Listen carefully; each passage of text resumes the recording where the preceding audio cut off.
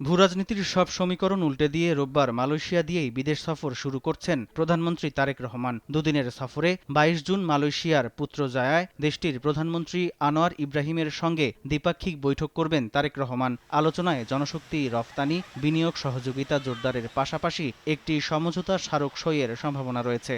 বাংলাদেশ বিনিয়োগ উন্নয়ন শনিবার পররাষ্ট্র মন্ত্রণালয়ে এ বিষয়ে আনুষ্ঠানিক সংবাদ সম্মেলনে সফরের বিস্তারিত জানান পররাষ্ট্র সচিব। বলেন, আসিয়ানে বাংলাদেশের সদস্যপদ পেতে মালয়েশিয়ার সমর্থনের ব্যাপারে অনুরোধ জানাবে ঢাকা। ২১ জুন ২০২৬ তারিখে মাননীয় প্রধানমন্ত্রী মালয়েশিয়ায় আনুষ্ঠানিক অভ্যর্থনার মাধ্যমে স্বাগত হবেন। পরদিন ২২ জুন পুত্রজায়ায় মালয়েশিয়ার প্রধানমন্ত্রীর কার্যালয়ে বাংলাদেশের মাননীয় প্রধানমন্ত্রী ও মালয়েশিয়ার মাননীয় প্রধানমন্ত্রীর মধ্যে একটি একান্ত বৈঠক অনুষ্ঠিত হবে। এর পরপরই উভয় দেশের সরকার প্রধানের নেতৃত্বে উচ্চ পর্যায়ের প্রতিনিধি দলের মধ্যে দ্বিপাক্ষিক বৈঠক অনুষ্ঠিত হবে। মালয়েশিয়ার বিভিন্ন সেক্টরে নতুন বাংলাদেশি কর্মী নিয়োগের অনুরোধ, অধিক সংখ্যক পেশাজীবী নিয়োগ এবং বাংলাদেশি কর্মীদের দক্ষতা উন্নয়নের বিষয়টি গুরুত্বের সাথে আমরা তুলে ধরব। বিজলি কেবলসের স্কিন কোটেড ইনসুলেশন আগুন প্রতিরোধী। বিজলি কেবলস, নিরাপদ আজীবন।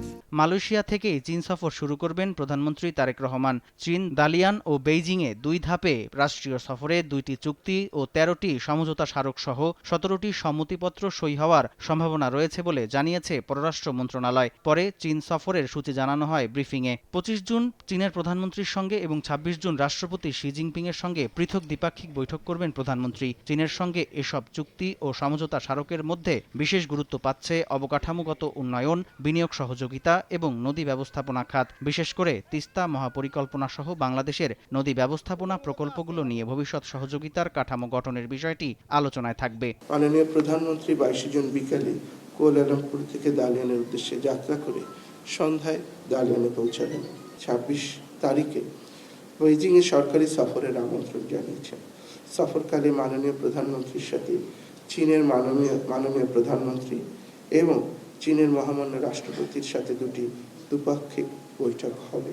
তিস্তা মহাপরিকল্পনা নিয়ে আলোচনা হবে। ফিজিবিলিটি স্টাডিটা আমরা রিভিজিট করছি এগুলো, এবং ফিজিবিলিটি রিভিজিট করার পর আবার যেটা বললাম রিজার্ভার, ড্যামের সাইজ এগুলো আসবে, তারপর সমস্ত আলোচনা হবে। তার এটা এমইউ, দুটো চুক্তি, একটা অ্যাকশন প্ল্যান, একটা প্রোটোকল।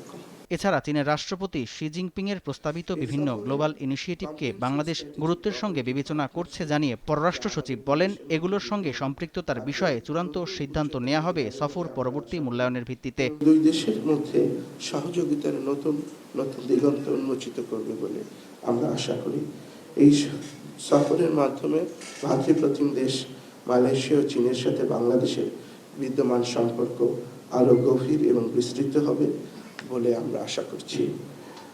চীনের দালিয়ানে ২৩ জুন গ্লোবাল ইকোনমিক ফোরামের অনুষ্ঠানে যোগ দেবেন প্রধানমন্ত্রী। এ সময় সাইডলাইনে বিশ্বের কয়েকজন নেতাদের সঙ্গে বৈঠকের সম্ভাবনা রয়েছে বলেও জানানো হয় সংবাদ সম্মেলনে।